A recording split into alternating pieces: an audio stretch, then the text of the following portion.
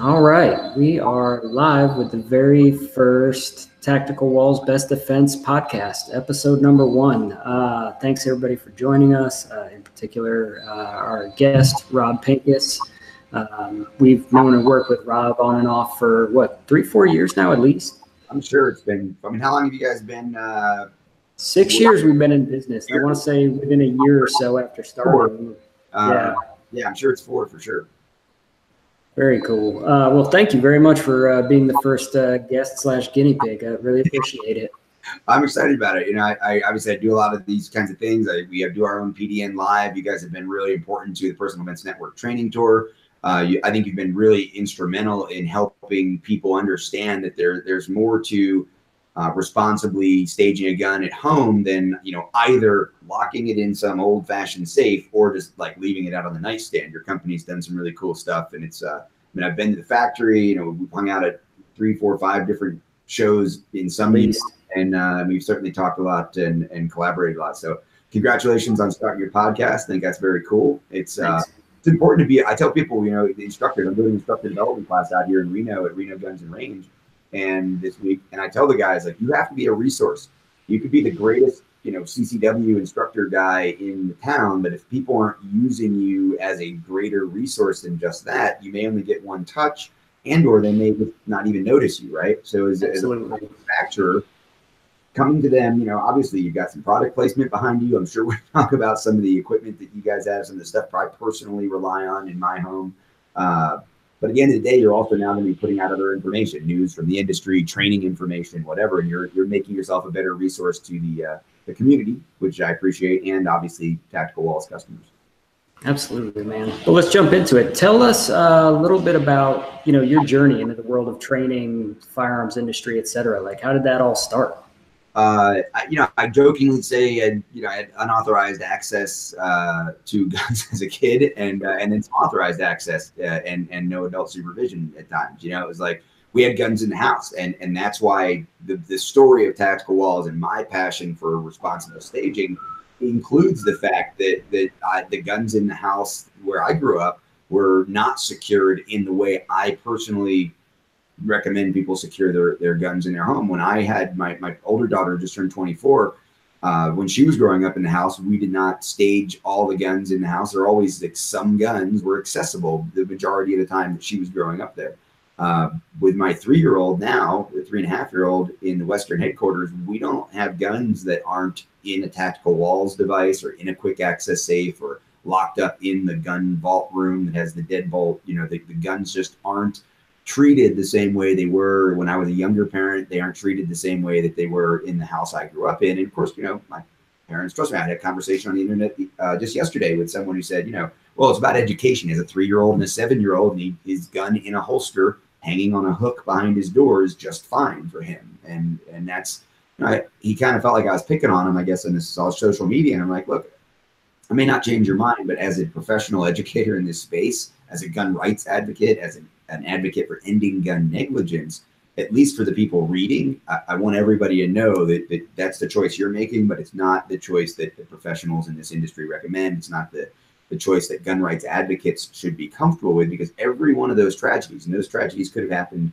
in my family, but they didn't. Some combination of awareness and maybe some luck or some extra caution that you can't count on a kid having, kept it from happening. But every time there's one of those tragedies, it affects us. It affects us in a gun rights way. Hopefully it affects you emotionally. I mean, if it happens in our community, it happens in our state, if it happens in the community of gun owners, it affects me when I read these stories. The kids getting shot by other kids, or somebody's gun gets stolen when it wasn't secured in their house, and now potentially, obviously, a criminal has it, and potentially someone else is going to get hurt.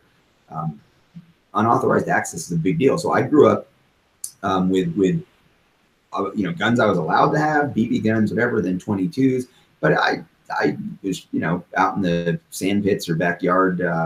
We lived in a wooded, kind of secluded area, had a range out back, and I'd have my dad's Colt Python out there after school. I was one of those latchkey kids, and clean it and all that, put it back. But meanwhile, I also had my guns in my 22, and I had my own safe. I had one of those old Sears and Roebuck, more metal cabinet in my closet when I was 12 years old, when I was 10 years old. So different time, different levels of responsibility and trust that luckily I made it through, but I don't consider that the standard. So I was a shooter from young age. My dad was a cop, but not really a shooter. He had the guns in the house. He had the guns, but he wasn't, an avid shooter. He qualified, carried the gun for work. Ended up going to military school, formal training, obviously in the military, commissioned as a second lieutenant in the Army Reserve, almost immediately into the IRR, didn't really do much there. Executive protection, more formal training in the 90s, law enforcement work, police academy, formal training there. I always figured I'd end up as an armed professional, but then it turns out I have no discipline and can't stand bureaucracy. So I kind of tried all the armed. Somewhere in the middle of it, I fell in love with teaching. And in 2001, I made the decision. I was already working as an adjunct for several schools. I was writing for SWAT magazine. I was pretty prolific in the 90s era chat rooms and gun forums and all that. I was talking about guns going back to the 80s and, 300 baud modems and bulletin board systems and rec dot guns, that era. And just made a decision in the summer of 2001 to make this my full-time career, teaching. And whether it was teaching law enforcement guys or executive protection guys, starting to build a business a little bit in the private sector. And then 9/11 happens. Of course, 9/11 happens, the entire private sector training industry changes. The government, including the highest levels of our military, start looking really hard at what the private sector has to offer. There was one program that I had developed primarily for SWAT guys that we called Extreme Close Quarters Counter Ambush, and it integrated unarmed defense and armed defense in the context of close quarters battle, CQB, clearing rooms and things. That was. Sorry, we are in the factory, and it's break time for the guys. Yeah, not allowed to talk about SWAT. Okay, so professionals in black outfits with balaclavas. So we just signed a program. And the military caught wind of it because they actually caught wind of the building I was running. I was running a training facility in Colorado. We were running these classes called the Valhalla Training Center. They wanted to rent the building. I said, I'm not in the building running business. I provide training. So why don't you send me a couple of your guys, senior guys that you trust, let them go through a couple of our courses. If they think there's no value, countries at war, I get it. Like, support the troops. I'll talk about renting the building to you. But first, check out these classes.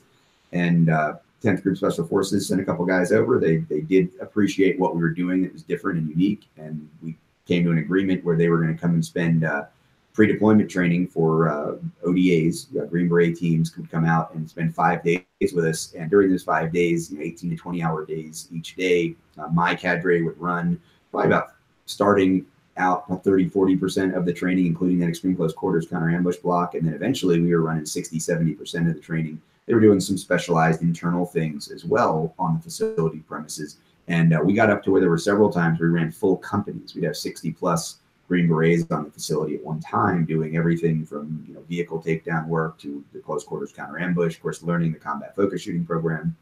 Navy special warfare guys got wind that the Army guys were doing something cool in Colorado. So they got on board with the SEAL qualification trainers at an instructor development level. And, fast forward, here I am in 2018, sitting at Reno Guns and Range, running an instructor development course that started in 2005. We started doing instructor development in this intuitive defensive shooting program for the Navy. They after going through several end user courses, the SQT guys wanted to get the instructor certification. They came out to Colorado and do that. And I had to write the program. I ended up publishing a book in 2006 based on what we were writing for the instructor development curriculum. And that started my passion really for train the trainer. So we've got 10 new instructor candidates here. I've got 6. Well, today another one showed up. So I've got 7 senior instructors in the program. Some of them are here for refreshers. Some of them are here actually helping me teach the course. They're running, a couple of them are running the range right now.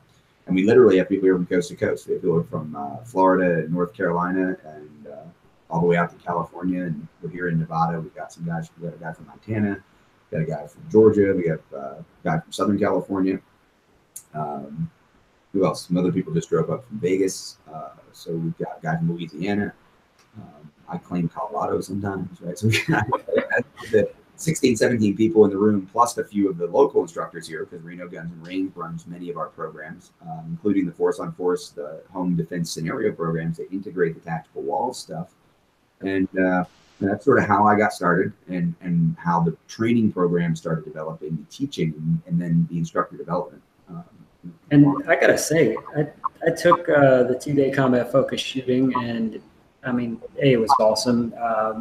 What the biggest thing I took away from it was my limitations, which I went into thinking were sort of limitless, and I think it was incredibly helpful to really know what was a reasonable, realistic, responsible shot for me to take. So thanks for that. That was a huge eye opener for me. It's huge. I appreciate you saying that. I remember that class down in Moyock and Yep.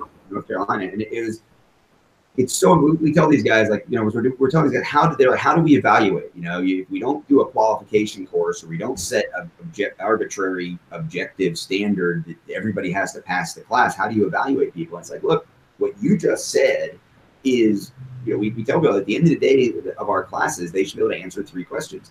What are you capable of? What are you confident from the material we covered, from the plausible scenarios that you have, or especially the probable scenarios where you could be pressed into a situation where you have to defend yourself or someone you care about with a gun?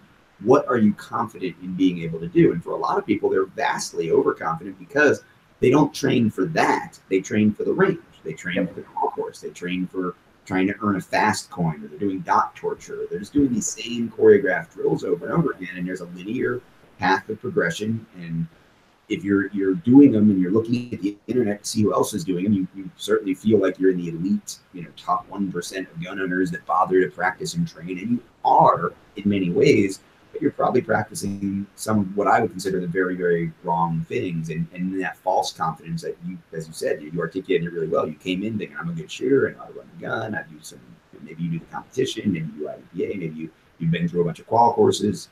I don't know. But it's a huge community false confidence out there. So the second question then, of course, becomes, what should you be better at? Not what can you get better at. We all can get better, but what really should you be working on? So based, again, on probability, based on the circumstances under which most people have to defend themselves, and you're most likely to defend yourself or someone you care about with a gun, what should you be better at?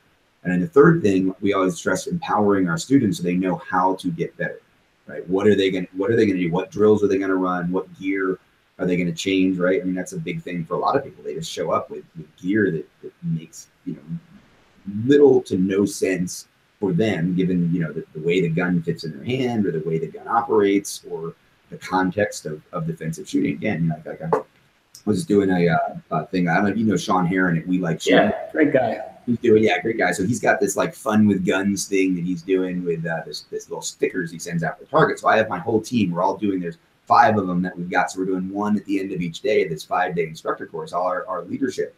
And yesterday we did the Space Invaders one, so I had my space gun with me. Sweet slide cuts from POF and my S3F solutions. I had suppressor on it, and claw base plates. Like, it's got every kind of cool, it's got a stock trigger because I can't stand aftermarket trigger usually. But other than that, like, it's just ready to go, right? So somebody shows up with this and they're like, yeah, I was out practicing on a 6-inch steel at 50 yards, and I really found the red dot helped. Well, that's great, but unless you're planning on like assassinating somebody with your handgun, I don't know why you're practicing 6-inch plates at 50 yards, right? Like, this is a cool range toy, and it certainly makes you more capable of certain things in certain conditions. And the suppressor in a home defense situation, sitting in one of the tactical walls, slide the painting, and here it is. And the suppressor helps in terms of mitigating distraction, ear damage, and family and all that. But I'm not carrying this around, right? It's just it's a range toy. So there are a lot of people who don't get that. They don't understand the difference between being really good at 6-inch plates, not necessarily making you better at defending yourself in close quarters, and in fact maybe being a distraction from that. Yeah. So let's talk specifically about home defense. What are some simple things that people should consider and try to implement into their just day-to-day lives, their homes, etc.? Number one, home defense, I wrote the book Defend Yourself, and it's a book on armed home defense, but probably 50% of the book has nothing to do with shooting a gun or staging the gun or any of that, because ultimately, like, if you're not doing everything you can, right? I posted this morning a blog article at icetraining.info about this woman. It was Aubrey, 23-year-old, 24-year-old girl in Washington State, who is like suffering with the emotional and social aftermath of having needed to defend herself with a firearm. Road rage incident. She was riding a motorcycle Guy kind of pinned her in, grabs her helmet. She's being choked by the, you ever worn a motorcycle helmet, right? There's a lot of leverage there. Somebody gets hit, and the adult male, she's a 23, 24-year-old girl, normal size. She feels overwhelmed. She ends up firing one shot, and the guy dies. So now in the community, he's being celebrated as a victim of handgun violence, and memorialized, I should say, I guess, as a victim of handgun violence. And it just doubles the tragedy of her having been in that situation, her having to have done that, and now she's being told she created a victim by being attacked and defending herself appropriately. So you should be doing everything you can do to avoid having to kill somebody. You should be doing everything you can do to avoid having to use the gun.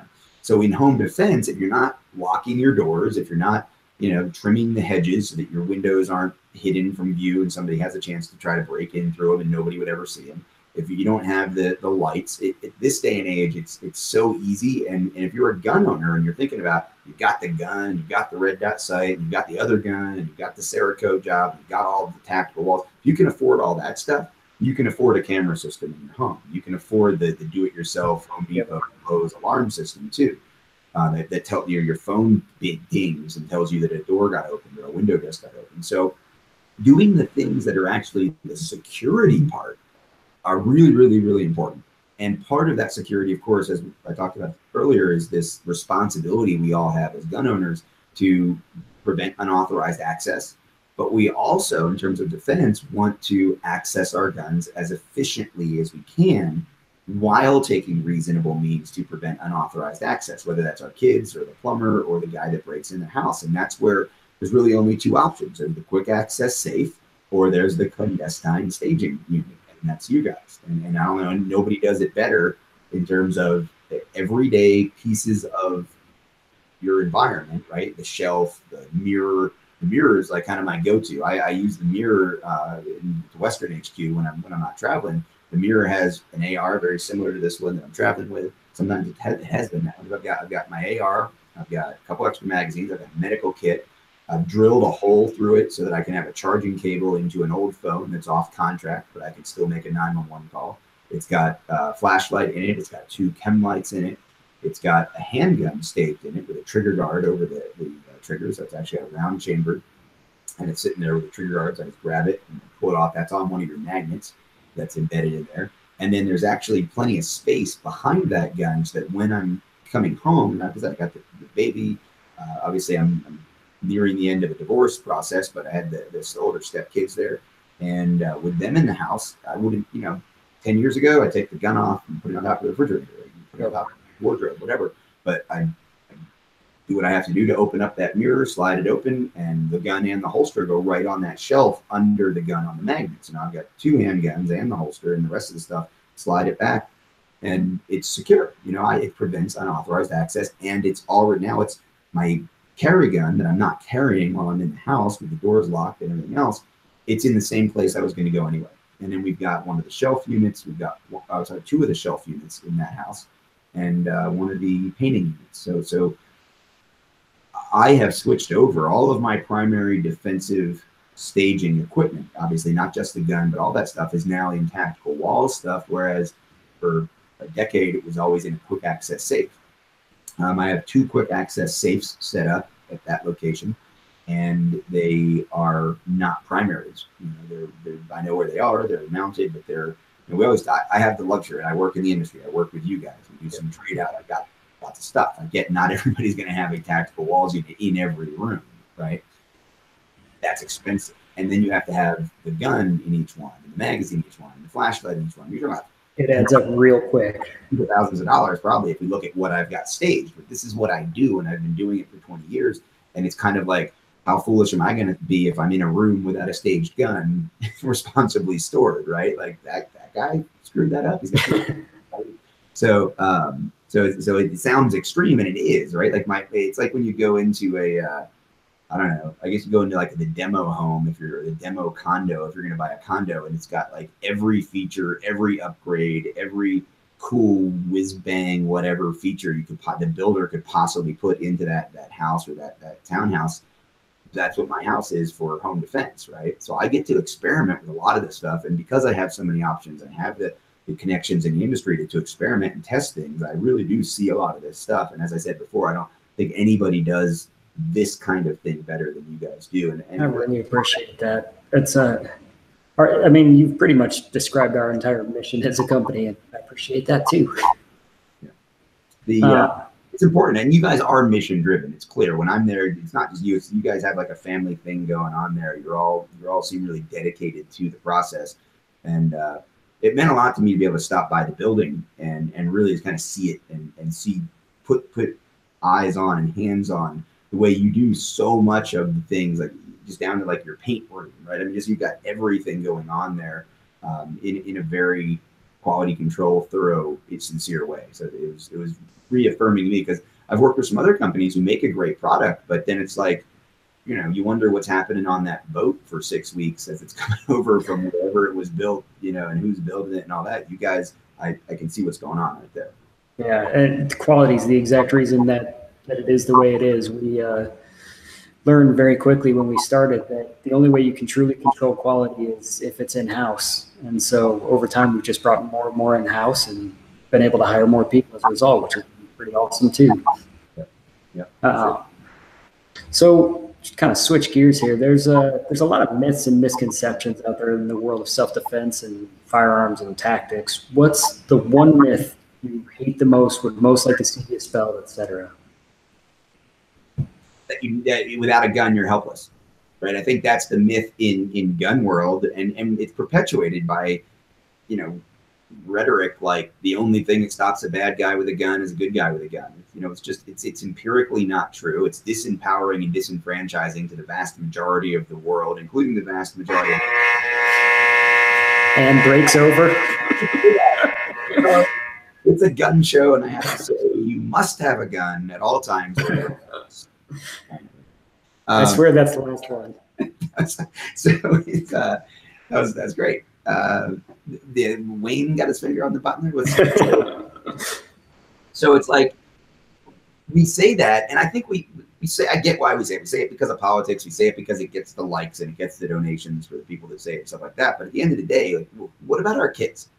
I'll protect my kids. No, you won't, because your 13-year-old daughter is at school and she doesn't have a gun, and her teacher doesn't have a gun 99.99999% of the time, you know, around the country. So how about empowering her to realize that she's capable of doing more than just cowering on the floor in a corner, hoping a good guy gets there with a gun before the mad guy gets there with a gun, right? So that's the biggest myth, is that because it's so disingenuous. You know, it's like, we can say, oh, it's not the gun, it's the bad guy.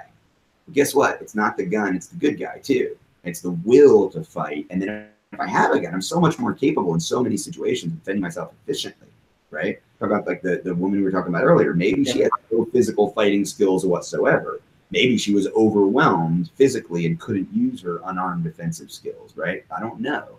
But I know that I don't know, I guess, but I feel like, having watched her talk about her story, having read stories about her, I feel as though she would probably have preferred to have been able to use some other means, right, at that moment. She did exactly what she needed to do. She did exactly what she should have done.